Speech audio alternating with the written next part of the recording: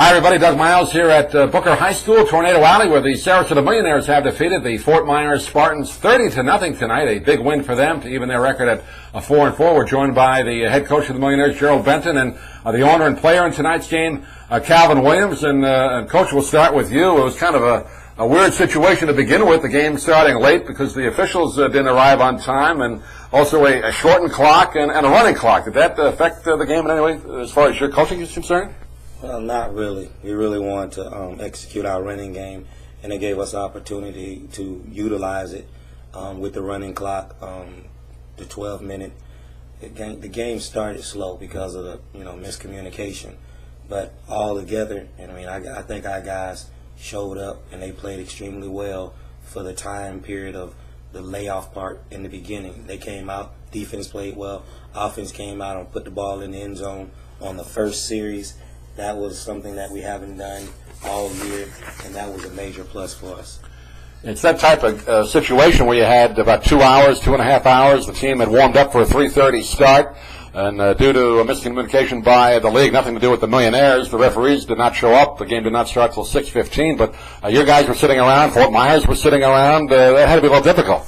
Yes, it was. You had both teams. Fort Myers were a little short on players, and some of them had to go to work. They made prior arrangements to go to work. So, you had a couple of those guys ready to go home. And once the referees got here, and we talked with Marcus, the Spartans head coach, and he really wanted his guys to play, and some of his guys really wanted to play, and they really played. They really played well for being shorthanded and from the situation that occurred. It was a good game. Calvin, owner of the team, also played a little bit in tonight's game. You suited up, but kind of a weird situation for you as an owner, wasn't it, tonight? It was a little bit weird. I've never been put in a situation like that, but, I really want to thank our fans for, sticking behind us and weathering the storm, sitting out there in the hot sun, not leaving. Wow. I can't thank our fans enough, but I guess it was a lack of communication between the league and it happened. There's nothing we can do about it now. All we can do is look forward and hopefully things be better in the future.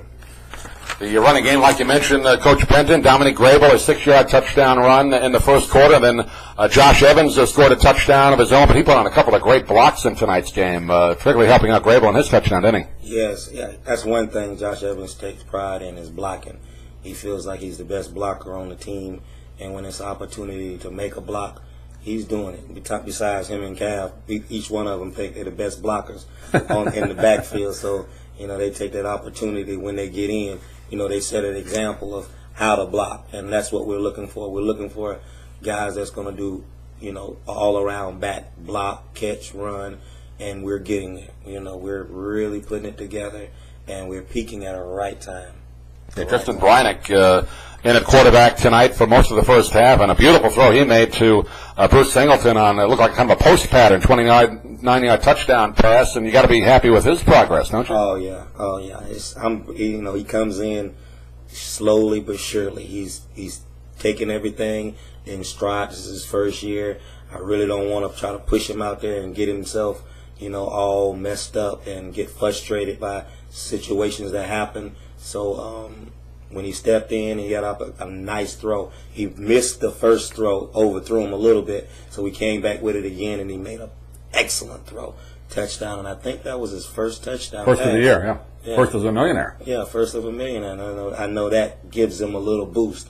So now he's going to feel a little bit comfortable going into practice, have a different swagger to himself. Right. He's going to be all right. Justin is a really smart kid, and he adjusts well to any different situation that you place in front of him, and I put him in some crazy situations, and he's never complained. He's never murmured or griped about anything. He just comes to practice, does his job, and he expects to learn every time he comes to practice or come to a football game. He expects to learn something new, and that's what you're looking for in a player, someone that wants to learn.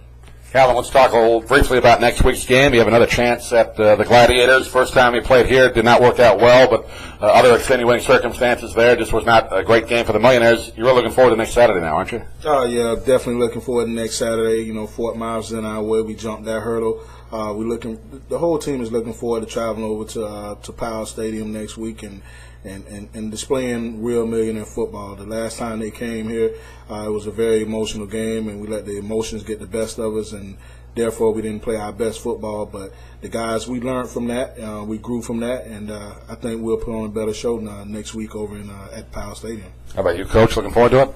Oh, yeah. Anytime you can go against a rivalry team, and it's a lot at stake on this game. And like Calvin said, there was a lot of emotions in the first game, and I think our guys have settled down. We've weathered plenty storms of this year, and I think those storms have made us stronger and more as a unit and as a family to be able to go to Al or go to any other of these stadiums that we have to go to and play. And I think us playing Bradenton is good for the community, it's good for FFA football.